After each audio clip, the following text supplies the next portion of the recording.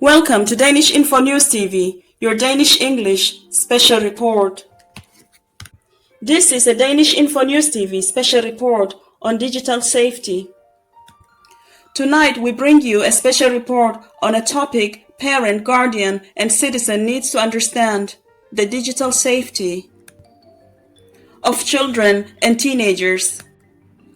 We start a story that has shaken Denmark: the trial of a former Social Democrat minister, Henrik Sass Larsen, accused of possessing thousands of images and videos of child sexual abuse material. His case highlights not just individual wrongdoing, but the growing threats on online exploitation which affects children across the country and around the world. Throughout this report, we'll explore the latest findings from Rådgivningen and their SletDet Rådgivningen unit, real-life cases of grooming on platforms like Snapchat, Instagram, and Roblox, and practical advice for parents and guardians on how to protect children in the digital world. Before we dive in, make sure to subscribe to Danish-InfoNews TV and turn on notifications so you never miss critical updates that affect your family's safety. Now to the Henrik Sass Larsen case.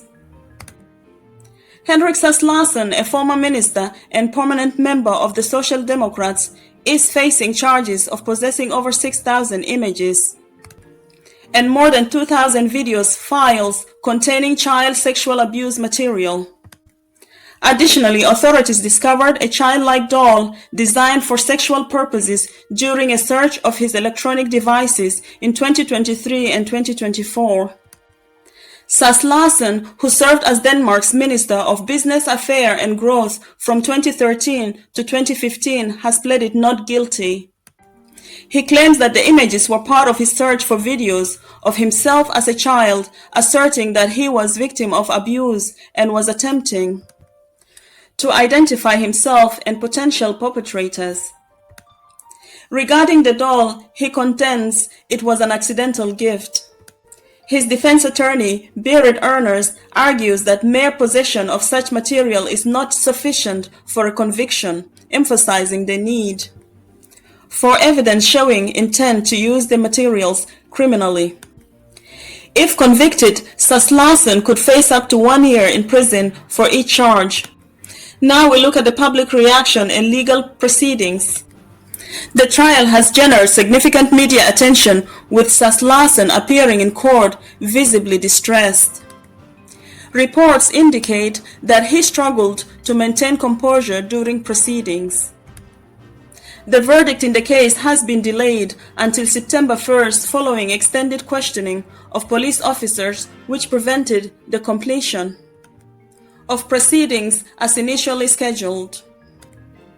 Implications for digital safety. This case underscores the critical importance of digital safety for children and teenagers. As young people spend more time online, platforms like Snapchat, Instagram, and Roblox have become central to their social lives. But they also expose them to serious risks, including grooming and online exploitation. Rådgivningen, Denmark's leading child rights organization, has highlighted Snapchat as a platform where children are frequently exposed to grooming. Their message is clear: social media platforms should take greater responsibility for ensuring a safe environment for children and youth. Now let's look at what grooming is. Grooming occurs when an adult tries to become friends with a child or teenager to later cross boundaries, often encouraging sexual activity. Grooming involves manipulation by someone that the child might trust. Grooming can be physical, digital, or a mix, for example, starting online and later move to in-person contact. Now we look at the key findings on grooming. An analysis by Rådgivingen's SletDet Rådgivningen unit reviewed 2 years of grooming cases. Over half of the cases where the platforms was known took place on Snapchat.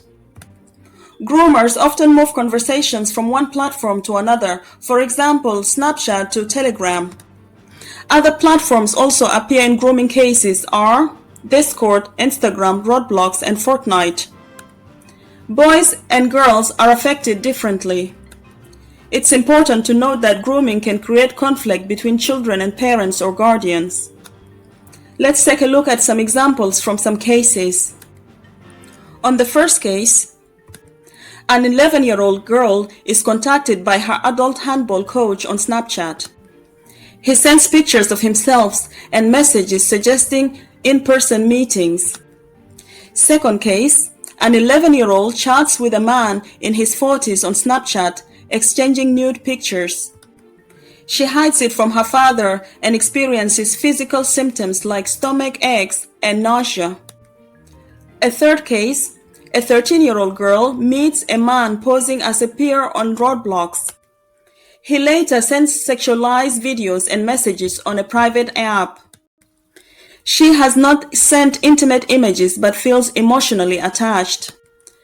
Let's take a look at how parents or guardian can protect children. Use platform tools. Snapchat Family Center allows parents or guardians to report suspicions, see who their children communicate with, and verify their age. Alternative safety settings: turn off location sharing or limit to family and close friends. Control who can view my story. Make the account unsearchable and avoid age-indicating usernames. Limit contacts to friends only. Do not allow strangers to message your child. Parental or guardian involvement. As a parent or guardian, show genuine interest in your child's digital life. Discuss the risks of interacting with strangers or fake peers online. It's important to maintain continuous conversations to encourage children to speak up if something feels wrong. Key advice: never follow anyone you don't know to another platform, says Bodil Lewholm. It's also crucial to help children critically evaluate friend requests from unknown profiles. Show understanding. Children may not initially see themselves as victims. Conversations may feel like friendship or even affection. It is of importance to approach the situation with empathy to support the child effectively. General recommendations. Carefully consider when to allow your child onto platforms like Snapchat. It's also important to educate children about online safety and grooming. Encourage ongoing dialogue about their social media and online activity. Expert help from SletDet Rådgivningen. For children and young people who have already experienced uncomfortable or unsafe situations online, SletDet Rådgivningen run by Red Barnet provides professional, confidential, and supportive help. Here is what you need to know if you contact them. Chat support is 100% anonymous. What you share stays between you and the advisor. Advisors have confidentiality, which means they will not tell anyone outside SletDet Rådgivningen about your case. Advisors do have a legal duty to report to the municipality or police if they are seriously concerned for your safety. For example, if you disclose violence or neglect. But they can only do this if they know your identity. You can choose whether or not to reveal who you are. If you prefer calling, phone conversations are also confidential. Here is how you call anonymously: by dialing #31- before the phone number, #31-2927-0101, which hides your number. You can also reach out to them by mailing them. While your email address is used so advisors can reply directly, all communications remain confidential. As part of their work, they collect basic data like age and gender to better understand who's experiencing harmful online situations. The advisors at SletDet are professionals. They are trained to listen, understand, and provide guidance in the difficult situations children face online, such as experiencing unwanted or harmful messages, like being a victim of online bullying or harassment, handling situations that feel too heavy to carry alone, Red Barnet and SletDet follow GDPR and Danish data protection laws, ensuring your personal data is handled with care and respect. Most importantly, you are not alone. Whether through chat, phone, or email, professional advisors are ready to help children and young people handle digital problems safely and confidentially. Conclusion. The Henrik Sass Larsen trial is a stark reminder of the risks children and teenagers face in the digital world.